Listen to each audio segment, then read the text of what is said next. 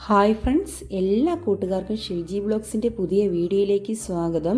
ഞാനിന്ന് ഉണ്ടാക്കുന്നത് കോട്ടയം സ്റ്റൈലിലുള്ള ബീട്രൂട്ടും ബീഫും വെച്ചിട്ടുള്ള ഒരു മെഴുക്കുവരട്ടിയാണ്. വളരെ വേഗത്തിൽ നമുക്ക് കുക്കറിൽ ഇത് ഉണ്ടാക്കിയെടുക്കാം. അതിന് വേണ്ടിയിട്ട് വലിയൊരു ബീട്രൂട്ട് ഞാൻ ബീഫിൻ്റെ അതേ അളവിൽ മുറിച്ചെടുത്തിട്ടുണ്ട്. അതൊരു കപ്പ് എടുത്ത് വെച്ചിട്ടുണ്ട്. 1/2 കിലോയുടെ ഒരു ബീട്രൂട്ടായതേ. ചേരുവകളെല്ലാം ഒരേ അളവിലെടുക്കണം. ബീഫും ഞാൻ അതുപോലെ തന്നെ കട്ട് ചെയ്തെടുത്തിരിക്കുന്നതാണ്. അതും 1/2 കിലോയാണ്. ഇനി ഇതിൻ്റെ കൂടെ കുറേ നമുക്ക് ചേരുവകളെല്ലാം ചേർത്തതിന് ശേഷം വേണം വേവിച്ചെടുക്കാൻ.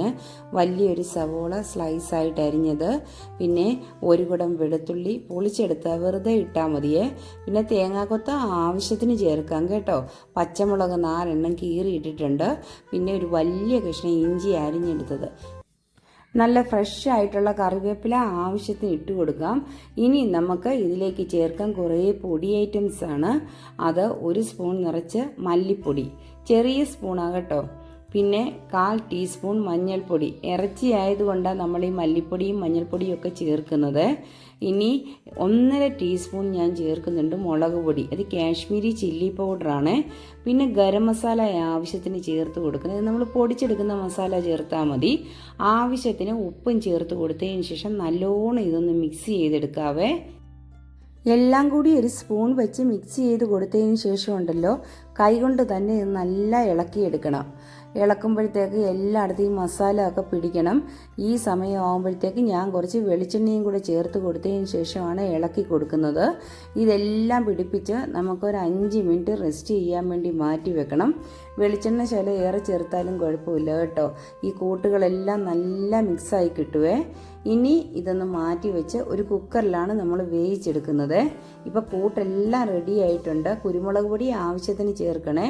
ഒരു കുക്കറിലോട്ട് ഇട്ട് കൊടുത്തതിന് ശേഷം വെള്ളവും ഒഴിച്ച് വേവിക്കാൻ വെക്കണം. നഖക്ക ചൂടുവെള്ളം ചേർത്ത് കൊടുക്കണം. ഇതൊന്ന് വെന്ത് കിട്ടി നന്നായിട്ട് വറ്റണം. ഇറച്ചിക്കും ബീട്രൂട്ടിനും ഒരേ വേവാണ് ഉള്ളത്. അതുകൊണ്ടൊരു 10 വിസിലടുപ്പിക്കണം കേട്ടോ. എന്നാലേ ഇതുപോലെ വെന്ത് കിട്ടുകയുള്ളൂ. ഇപ്പം നല്ല മെഴുക്കുവരട്ട് റെഡി ആയിട്ടുണ്ട്. ഇനി ഇതൊന്ന് താളിച്ചിടണം. അതിന് വേണ്ടിയിട്ട് വെളിച്ചെണ്ണയാണ് എടുത്തിരിക്കുന്നത്. അതിലേക്ക് കടുകിട്ടു. പിന്നെ ചെറിയ ഉള്ളി നമ്മൾ ചേർത്തിട്ടില്ലായിരുന്നല്ലോ. ചെറിയ ഉള്ളി കുറേ അരിഞ്ഞിടുന്നുണ്ട്. പിന്നെ നമുക്ക് വറ്റൽമുളകൊക്കെ ഓപ്ഷനില്ല, വേണമെങ്കിൽ ഇടാം. കറിവേപ്പിലയും ചേർത്തൊന്ന് താളിച്ചെടുക്കണം. ഈ കൂട്ട് നമ്മുടെ മെഴുക്കുവരട്ടിയിലേക്ക് ഒഴിച്ചു കൊടുക്കാവേ. ഇപ്പോൾ നല്ല മണമൊക്കെ വരുന്നുണ്ട്. അതുപോലെ നല്ല ടേസ്റ്റും ഉണ്ട്. വളരെ വേഗത്തിൽ ഒരു 15 മിനിറ്റ് കൊണ്ടൊക്കെ ഇതുപോലെയുള്ള മെഴുക്കുവരട്ടിയൊക്കെ റെഡിയാക്കി എടുക്കാം. നമ്മുടെ കൈ കൂർക്കയുണ്ടെങ്കിലും അതുപോലെ കടച്ചക്ക ഒക്കെ ബീഫിന് നല്ല കോമ്പിനേഷനാണ്. ഇത് രണ്ടും കൂടി ഇട്ട് ഇതുപോലെ മെഴുക്കുവരട്ടിയൊക്കെ ഉണ്ടാക്കാം കേട്ടോ. അതിൻ്റെയൊക്കെ റെസിപ്പി ഞാൻ പിന്നാലെ അപ്ലോഡ് ചെയ്യുന്നതായിരിക്കും.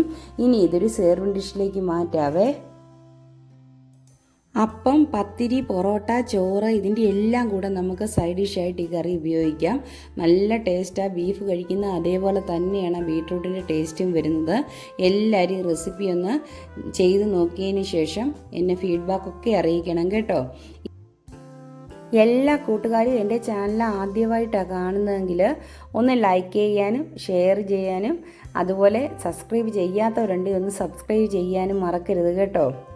ഇനി ഇതിലും നല്ലൊരു വീഡിയോ ഞാൻ വരുന്നതായിരിക്കും, വെറൈറ്റി ആയിട്ടുള്ള ഡിഷുകളുമായിട്ട്. നെക്സ്റ്റ് വീഡിയോയിൽ കാണുന്നത് വരെ ഓക്കെ, ബായ്.